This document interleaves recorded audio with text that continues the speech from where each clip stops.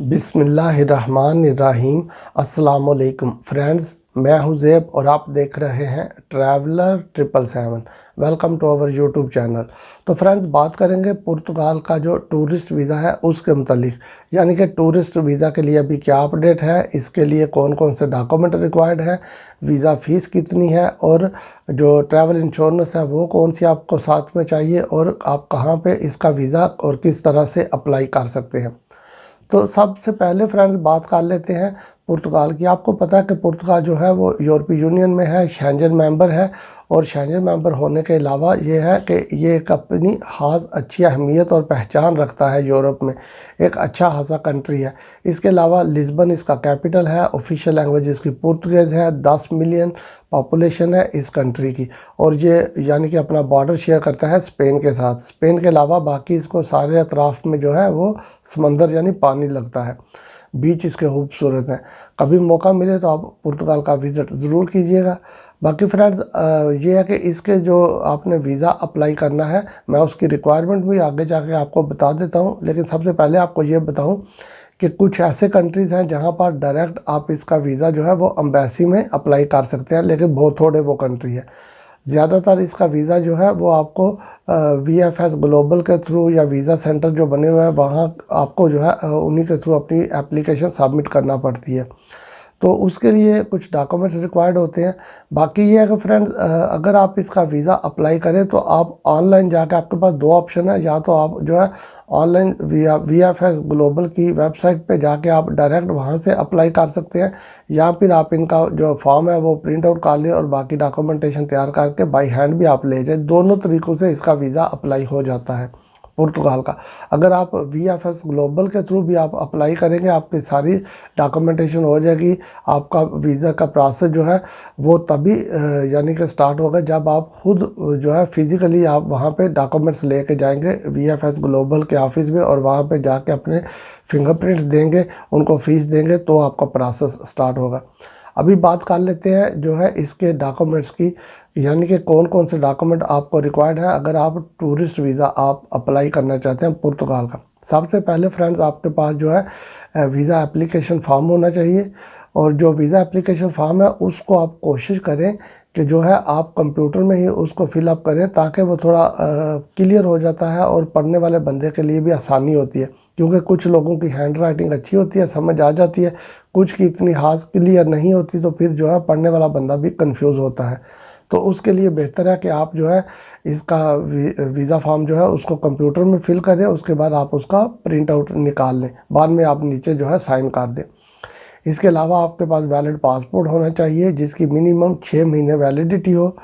और बाकी आपके पास आपका अपना ID कार्ड, यानी होमलैंड जिस कंट्री से आपका ताल्लुक़ है वहाँ का जो नेशनल आइडेंटिटी कार्ड होता है, ID कार्ड, वो आपके पास होना चाहिए। ट्रैवल वोचर अगर आप चाहें तो कोई ले ले, वो अच्छे होते हैं आपके लिए। एक या दो आप ऑनलाइन ट्रैवल वोचर ख़रीद लेना, ताकि वो थोड़ा आपकी जो यानी कि जाने का प्लान होता है उसको थोड़ा सा वो स्ट्रांग फील करवाता है। ट्रैवल वोचर आप ले लें। उसके अलावा आपके पास होटल बुकिंग होनी चाहिए, और कोशिश करें कि कंफर्म पेड होटल बुकिंग लगाएं, ताकि आपका केस जो है स्ट्रांग हो जाए, किसी भी एंगल से आपका वीज़ा रिफ्यूज़ ना हो। होटल बुकिंग के अलावा एयर टिकट की रिजर्वेशन आपको चाहिए, ये आपने कंफर्म नहीं लेनी। रिटर्न एयर टिकट चाहिए, टूरिस्ट वीज़ा के लिए हमेशा रिटर्न एयर टिकट ही लगती है, और इसकी सिर्फ रिजर्वेशन आपने लगानी है। वो आप यानी किसी भी ट्रैवल एजेंसी पे जाके उनसे रिक्वेस्ट करें तो वो फ्री आपको दे देंगे, नहीं तो अगर थोड़े से पैसे मांगे तो आप उनको दे दें। वो यानी कि ट्रैवल इंश्योरेंस आगे चल के आपको बताता हूँ कि आपको वो भी चाहिए। ट्रैवल इंश्योरेंस आपने लगानी है वो जो 30,000 यूरोज़ को कवर करती हो।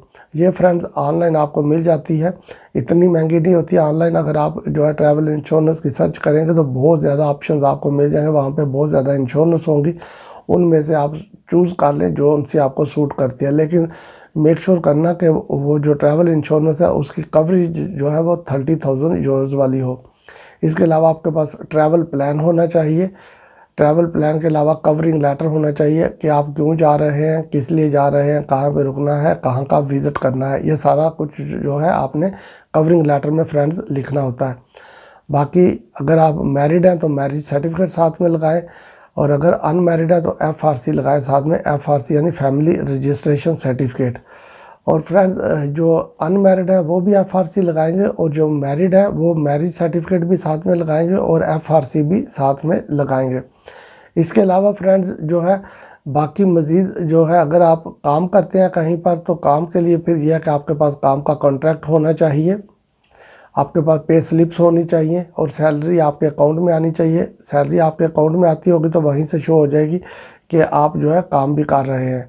और अगर इसके अलावा आप बिज़नेस करते हैं तो बिज़नेस के लिए आपके पास NTN number, chamber of commerce की रजिस्ट्रेशन, चैम्बर ऑफ कॉमर्स का कार्ड, ये आपके पास होना चाहिए, और टैक्स रिटर्निंग होनी चाहिए। अगर आपके पास 2 साल पुरानी टैक्स रिटर्निंग होनी चाहिए, वो होंगी तो वो आपका केस और भी ज़्यादा बेहतर कर देंगी।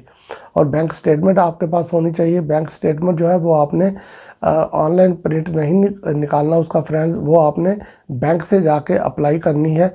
और जब आपको बैंक वाले बैंक स्टेटमेंट देंगे तो साथ में आपने मेंटेनेंस सर्टिफिकेट भी अप्लाई करना है। उससे ये शो हो जाता है कि आपके बैंक की जो मूवमेंट है वो कैसी है, यानी कि पैसों का लेन देन जो आ रहे हैं, कितने पैसे आ रहे हैं, किस तरह खर्च हो रहे हैं, ये सारा कुछ क्लियरली वहाँ पे मेंशन हो जाता है। और क्लोजिंग बैलेंस आपका उसके ऊपर शो हो रहा होता है। बैंक स्टेटमेंट बैंक से लेने का सिर्फ यही मकसद होता है कि बैंक वाले उसके ऊपर अपनी स्टैंप लगा देंगे ताकि फिर वो वैलिड हो जाए। अगर आप ऑनलाइन प्रिंट आउट निकालेंगे तो बैंक उसको एक्सेप्ट नहीं करता। और इसकी जो वीज़ा फ़ीस है फ्रेंड्स, वो आपको बताता चलो, 80 यूरो जो है इसका टूरिस्ट वीज़ा, उसकी 80 यूरो वीज़ा फ़ीस है।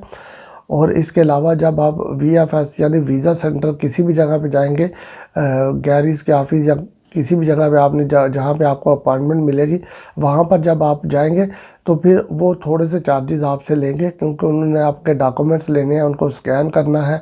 उसके अलावा आपके डॉक्यूमेंट जो है वो डिस्पैच करके एम्बेसी को डिलीवर करने हैं।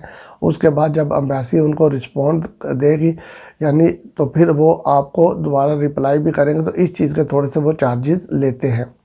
तो नॉर्मली अगर देखें फ्रेंड्स, इसका जो वर्किंग टाइम है यानी कि जो जवाब देने का टाइम है एम्बेसी का, वो 15 से 20 दिन होता है, लेकिन नॉर्मली आप 2 से 4 वीक ज़हन में रखें, ठीक है। ये इसका सारा जो है प्रोसेस का बनता है। अगर आपने इसका टूरिस्ट वीज़ा अप्लाई करना है तो आप इसका टूरिस्ट वीज़ा फ्रेंड्स आप अप्लाई कर सकते हैं पुर्तगाल का। और अगर आपको वीज़ा मिले तो फिर आप पुर्तगाल में जाएं, विज़िट करें। बाकी यह पुर्तगाल, जैसा कि मैंने इस वीडियो की स्टार्टिंग में बताया था, ये एक शेंजन कंट्री है, इसलिए जब आपको वीज़ा मिलेगा पुर्तगाल का तो वो शेंजन वीज़ा होगा। और वो शेंजन वीज़ा लेकर आप जो है 26 कंट्रीज़ में ट्रैवल भी कर सकते हैं जब तक आपके वीज़े की वैलिडिटी है। अगर आप चाहें तो आप Spain, Italy, German, France, Belgium, Holland, जितने भी कंट्रीज़ हैं इनमें ट्रैवल कर सकते हैं। इंक्लूड आप स्विट्ज़रलैंड भी जा सकते हैं।